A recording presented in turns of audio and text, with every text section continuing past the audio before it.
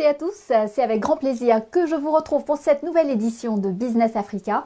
Cette semaine, dans votre magazine économique, cap sur les promesses du livre numérique et nous suivrons aussi les derniers développements dans le domaine des médicaments génériques. Mais tout de suite, voici un aperçu des grands titres de cette édition. Une chance d'accéder à la culture à moindre frais. Les solutions numériques de distribution de livres donnent un nouvel essor à l'édition ouest-africaine. Le livre audio est un accès beaucoup plus libre et beaucoup plus fluide pour arriver à la lecture et pour arriver à la culture en général. Prendre conscience de la fraude douanière et la combattre, plusieurs pays se lancent dans ce défi. Exemple en République démocratique du Congo. Je crois simplement que la fraude nourrit l'économie de la guerre et j'espère beaucoup qu'assez rapidement nous allons la remplacer, cette économie de la guerre, par la guerre économique. Adieu au kérosène et au groupe électrogène. Les panneaux solaires font une arrivée triomphante dans les villages gabonais. Le groupe électrogène nous revenait cher parce qu'en termes de kérosène, il faut, pour faire fonctionner cette structure, beaucoup de litres. Et si vous aviez accès depuis votre téléphone à une bibliothèque entière, les solutions de distribution numérique des livres, journaux, podcasts ou encore ressources pédagogiques se développent rapidement en Afrique. Et c'est grâce notamment à des paiements par abonnement téléphonique. Une démocratisation qui repose aussi sur l'économie des coûts de pré-presse et d'impression, ainsi que des frais de dédouanement. Autant dire que même si le taux d'adoption de l'édition numérique en Afrique subsaharienne frôle les 10%, en dessous de la moyenne mondiale de 15%, le secteur affiche des perspectives prometteuses. Alexandra Vépierre s'est plongée sur ces développements, particulièrement à l'ouest du continent, lors d'un récent salon du livre africain à Paris. Regardez. Livre audio, librairie numérique, ouvrages accessibles sur téléphone mobile, les nouvelles technologies ont investi le secteur du livre en Afrique de l'Ouest. Ces 6 dernières années, beaucoup de maisons d'édition se sont intéressées au numérique et ont diversifié leurs supports. Réunis lors du Salon du livre africain de Paris, auteurs et maisons d'édition du continent ont pu se rencontrer et comparer leurs avancées. Parmi les nouveaux formats, le livre audio séduit autant les auditeurs que leurs auteurs. C'est le cas de Hanzata Ouattara, autrice de la saga Les coups de la vie. Avec l'audio, on donne vie à nos écrits. Et ça dépend peut-être de la personne qui raconte, parce que celle qui raconte a tellement bien raconté qu'on a l'impression de vivre l'histoire avec toutes les émotions qui vont avec. Et bon, il y a un bruitage derrière, donc on peut sentir tout ce qui se passe autour de l'histoire. Et moi, franchement, ça m'a captivé. Des entreprises spécialisées se développent, comme FC Audio Edit, une plateforme togolaise d'édition, de production et de distribution de livres audio.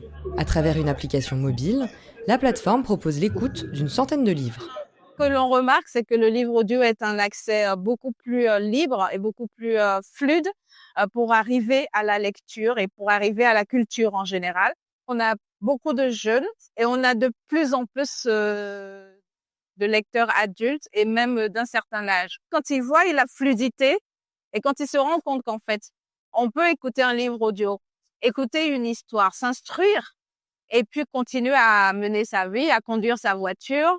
Quand on est dans un embouteillage, ils commencent à se dire qu'il y a vraiment un attrait au sujet et ce qui fait que, en fait, aujourd'hui, beaucoup de gens affluent dans l'application. En étant directement accessibles sur les téléphones mobiles, les livres numériques permettent de contourner un certain nombre de difficultés liées à l'industrie du livre papier. L'impression, les droits de douane ou la distribution ne sont plus un problème.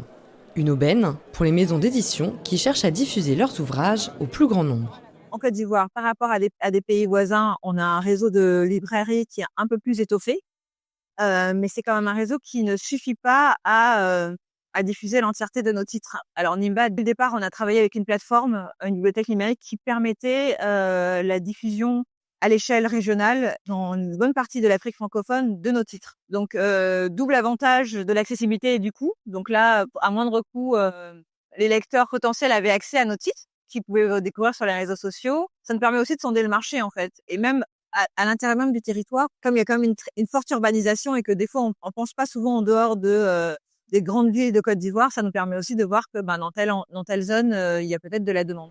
Mais si le numérique permet une meilleure diffusion du livre, difficile de les consulter sans smartphone. Pour se lancer en ligne, beaucoup de maisons d'édition collaborent avec des librairies numériques. Ces dernières tentent de s'adapter aux besoins de leurs utilisateurs et développent des applications légères qui ne demandent pas de téléphone portable trop sophistiqué. Elles conçoivent aussi des services de préchargement des contenus en cas de manque de connexion Internet et développent des modes de paiement via les mobile money pour correspondre aux pratiques locales. Ces plateformes privilégient souvent le streaming et l'accès aux livres uniquement via l'application. Ces méthodes permettent de sécuriser les données et d'éviter le piratage. En fait, le nerf de la guerre, c'est la sécurisation des fichiers. Si nous mettons des MP3 à disposition du client ou que nous distribuons le livre sur un site Internet, ça voudrait dire que le livre, il est volatile. Nous, la sécurité est importante parce que pour payer les auteurs, il faut qu'on puisse comptabiliser chaque vente. Le livre est crypté dans l'application et l'écoute se fait uniquement dans l'application. Et c'est pour ça que nous permettons de télécharger, même sous notre système. Si le numérique touche un public plus large, il ne supplante pas le papier pour autant. D'un point de vue économique, le livre physique reste plus intéressant pour les éditeurs. En passant par la bibliothèque numérique YouScribe, les maisons d'édition reçoivent une rémunération à hauteur de 60% selon le nombre de pages lues. Elles rémunèrent ensuite leurs auteurs. De la même manière, elles peuvent vendre des e-books directement sur les plateformes comme Amazon Kindle. Mais entre le prix de vente plus réduit en ligne et les commissions d'environ 40% prises par les plateformes, le numérique ne peut garantir tout leur chiffre d'affaires. La diversification des supports reste primordiale. Le livre papier est plus intéressant. Là, il se vend à grande échelle. Le livre numérique, un peu moins, à la seule différence que le livre numérique ne demande pas un trop gros effort physique et financier pour la production. Mais en termes de revenus, le livre papier rapporte mieux que le livre numérique. Peut-être le livre numérique prendra le devant dans les prochaines années, mais pour l'instant, c'est le livre papier qui demeure la vedette.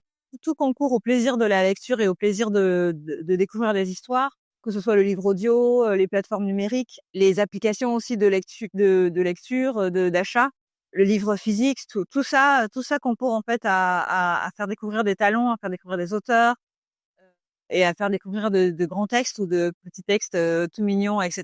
Donc, je pense la question n'est pas en termes de rivalité ou de compétition. Tout cohabite très bien en fait. Une cohabitation qui se retrouve aussi entre les acteurs du secteur. Beaucoup ont profité du Salon du Livre africain de Paris pour se rencontrer, nouer des collaborations entre les pays, toujours dans le but de consolider et de faire rayonner la filière du livre en Afrique. 89 milliards de dollars, c'est le montant global de ce que l'Afrique va devoir régler cette année au titre du service de sa dette extérieure. Un chiffre qui inquiète particulièrement la présidente sud-africaine du G20, déterminée à faire avancer pendant son mandat les questions des coûts et de l'allègement de la dette. Une urgence puisque la dette africaine est maintenant détenue à plus de 40% par des créanciers privés. L'évolution aboutit à des maturités plus courtes et à des risques de refinancement, a souligné David Massondo, ministre des Finances adjoint. L'Afrique du Sud espère obtenir une participation plus importante du continent aux discussions mondiales sur la dette. Et effectivement, le Kenya n'a pas atteint les objectifs clés de son évaluation dans le cadre d'un programme du Fonds monétaire international. Cette annonce a déclenché un mouvement de liquidation de la dette extérieure du pays et de sa devise, le shilling.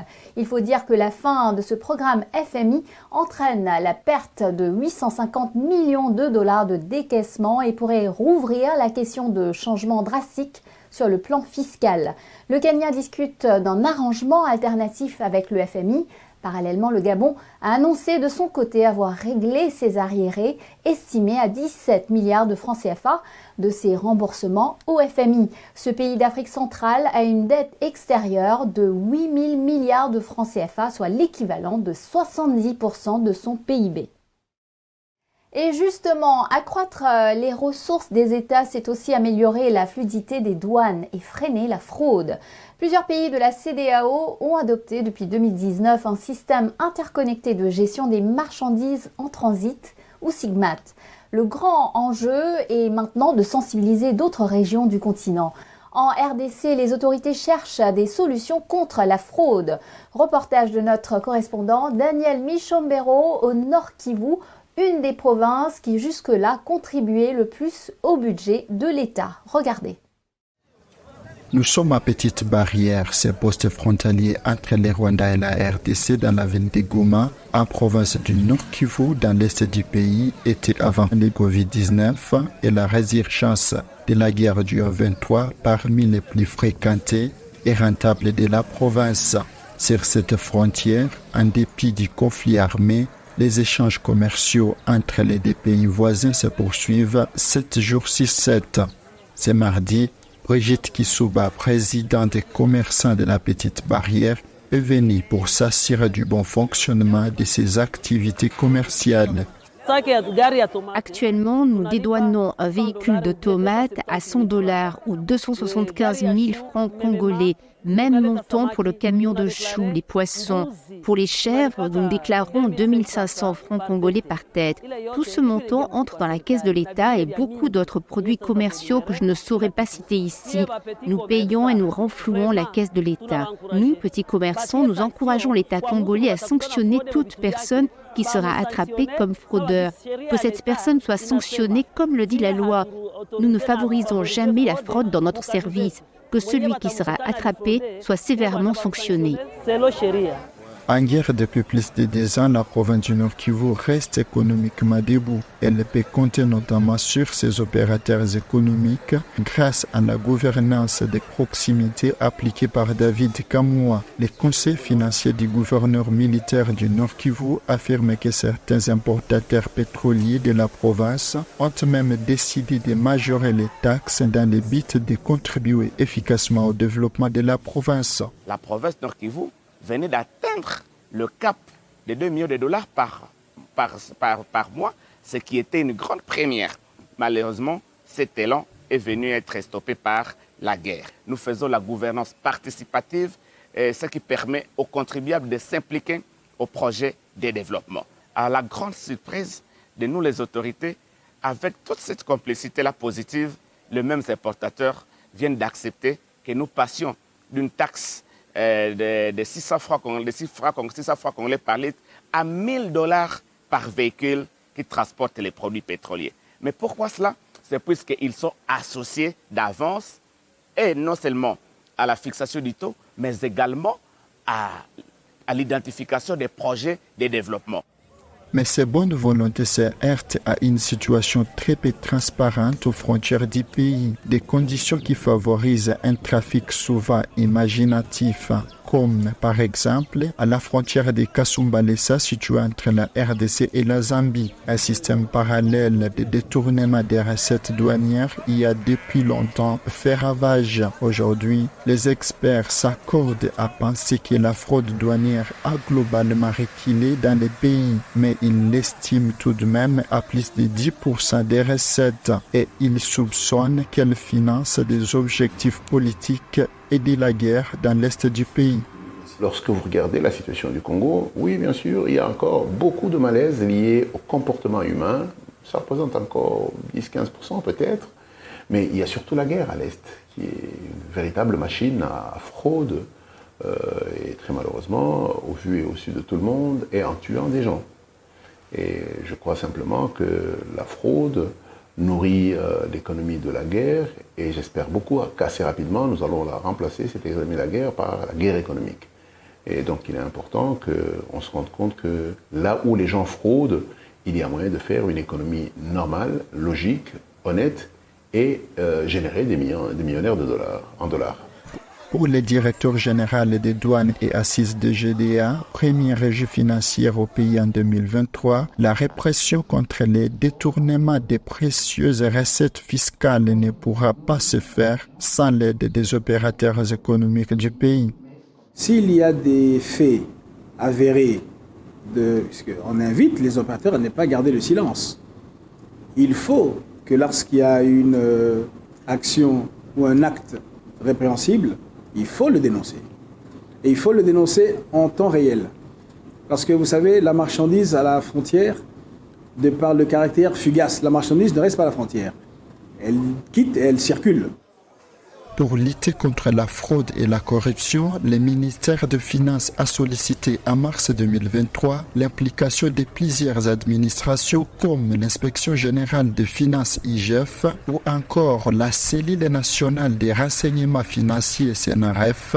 Selon les sources économiques en RDC, les douanes contribuent jusqu'à hauteur de 40% au budget national, ce qui est enfin un enjeu majeur.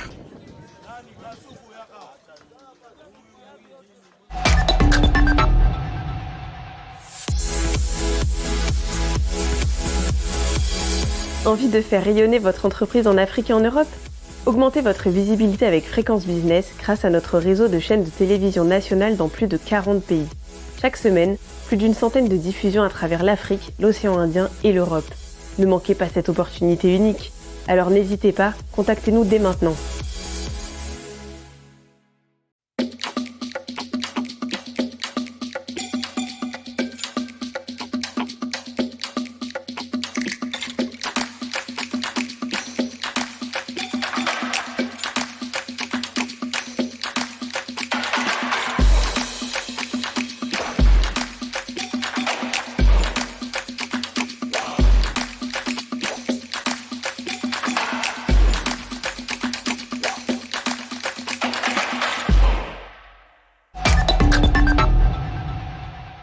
Bienvenue dans la deuxième partie de notre émission. C'est une décision historique. Une chambre de la Haute Cour de Pretoria a accordé une victoire à la société pharmaceutique sud-africaine Eurolab dans sa bataille pour continuer à produire et à commercialiser un traitement générique abordable. Eurolab était poursuivi par l'Université de Californie et Astellas Pharma, une multinationale pharmaceutique, pour la production et la distribution d'une version générique de l'enzalutamide, un traitement contre le cancer de la prostate. L'incidence du cancer de la prostate en Afrique devrait atteindre 70% d'ici à 2030. L'Afrique du Sud présente la plus forte prévalence de la maladie, mais en Zutix, un traitement contre cette maladie restera abordable pour les patients sud-africains et Eurolab prévoit de l'enregistrer dans d'autres pays du continent. En Zambie, un déversement de déchets provenant de la mine chinoise Sino Metals Leach dégénère en catastrophe environnementale. L'incident s'est produit en février lorsque le bassin de résidus de la mine s'est effondré, libérant quelques 50 millions de litres de déchets contenant de l'acide concentré, des solides dissous et des métaux lourds. Le déversement s'est maintenant propagé dans les cours d'eau qui alimentent la rivière Kafoué, principale voie navigable de Zambie. Il menace les populations et la faune. On estime qu'environ 60% de la population zambienne vit dans le bassin de la rivière Kafoué et dépend de son eau. La société minière, détenue majoritairement par l'entreprise publique chinoise China Non-Ferrous Metals Industry Group, s'est engagée à restaurer l'environnement affecté par la pollution. Et finalement, une bonne nouvelle pour les usagers mobiles de la Communauté économique et monétaire des États de l'Afrique centrale. La CEMAC déjoint les frais d'itinérance des télécommunications, ce que l'on appelle le roaming en anglais, vont être supprimés dans les 6 pays membres. C'est le résultat de l'application du projet Free Roaming initié il y a 4 ans. Les opérateurs et régulateurs ont maintenant 3 mois pour mettre en place ce basculement qui va engendrer des économies pour les usagers. Ils pourront désormais communiquer par téléphone mobile d'un pays à l'autre au sein de la CEMAC sans régler des frais d'itinérance. Une révolution suit son chemin en Afrique, celle de l'énergie solaire. Ces dernières années, le continent abandonne les combustibles fossiles traditionnels et se tourne vers les énergies renouvelables. De plus en plus de panneaux solaires apportent de l'électricité aux communautés rurales, transformant la vie de millions de ménages. C'est le cas au Gabon où notre correspondant Jean-Rovis Dabani a suivi les installateurs de la start-up Eco Gabon qui apporte ces nouvelles infrastructures dans les villages. Dans cette pirogue se trouve le futur, des kits solaires importés d'Asie qui changent la vie des communautés rurales. Jérémy et son équipe parcourent des villages pour installer des panneaux solaires. Aujourd'hui, ils sont en route vers un nouveau client. Ce complexe hôtelier construit sur le bord du fleuve Ogoué était jusqu'ici alimenté au kérosène. Grâce à ces boîtiers auxquels seront reliés des accumulateurs lithium alimentés par des panneaux solaires posés sur le toit de l'hôtel, Il sera désormais possible de faire marcher une télévision plasma de 52 pouces, congélateur et même un climatiseur de 2 chevaux. Toute la journée, les panneaux solaires emmagasinent de l'énergie pour produire la nuit tombée de la lumière. De la lumière pour le progrès, de la lumière pour l'avenir, de la lumière pour cuisiner de nuit comme de jour. Nous avons une réservation au moins de 40 personnes, la Banque mondiale. Ils sont allés en balade sur l'Ogooué. Et donc à leur arrivée, tout serait prêt. Mais grâce, comme je dis toujours, grâce au solaire, parce que nous pouvons préparer avant qu'ils arrivent avec la lumière et mettre la musique, mettre le projecteur, etc. Utiliser les ventilateurs solaires grâce au solaire. Et franchement, ça nous aide beaucoup à tous les niveaux. Donc là, je vous fais un sanglier dans son jus pour les touristes qui sont allés en balade. Et à leur arrivée, tout serait prêt. Et si on n'avait pas du solaire, on devait travailler dans l'ombre, il fallait encore utiliser le groupe, il fallait encore dépenser, c'est plein de dépenses. Et le solaire nous permet vraiment de faire des économies, surtout sur le carburant pour le groupe, etc. Cette idée d'innover vient de cet homme. En pleine campagne, rares sont ceux qui, comme lui, tentent de conquérir le marché du solaire. Les coûts et les distances sont trop élevés.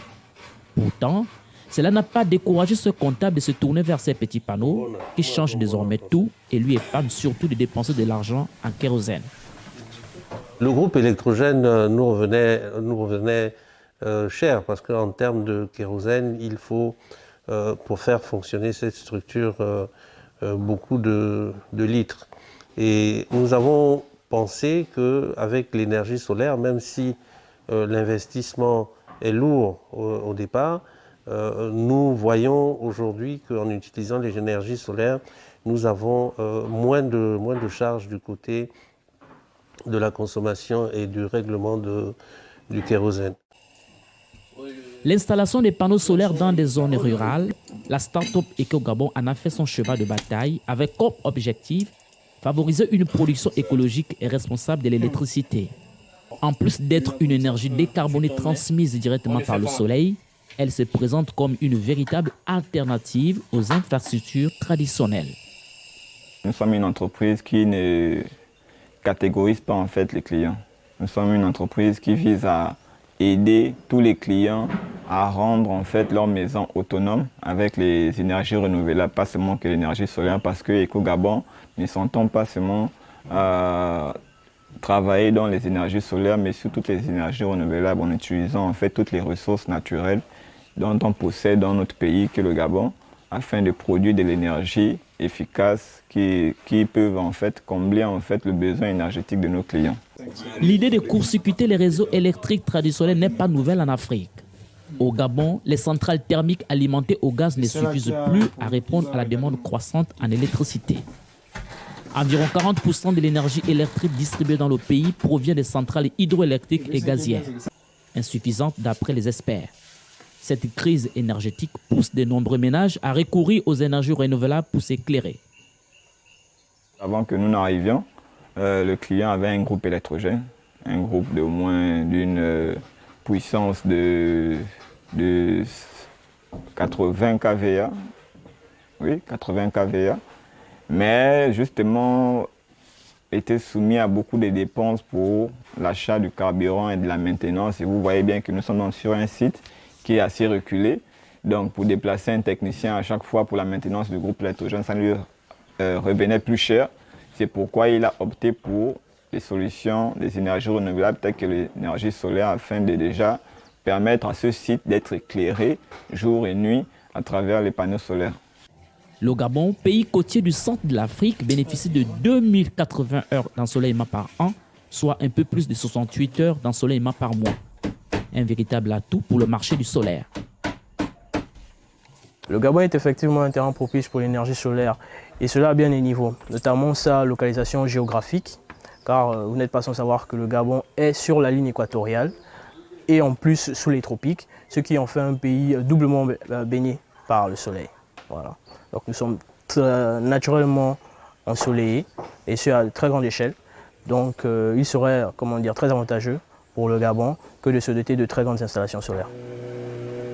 L'accès universel à l'énergie moderne, c'est l'un des objectifs de développement durable pour les pays les moins avancés.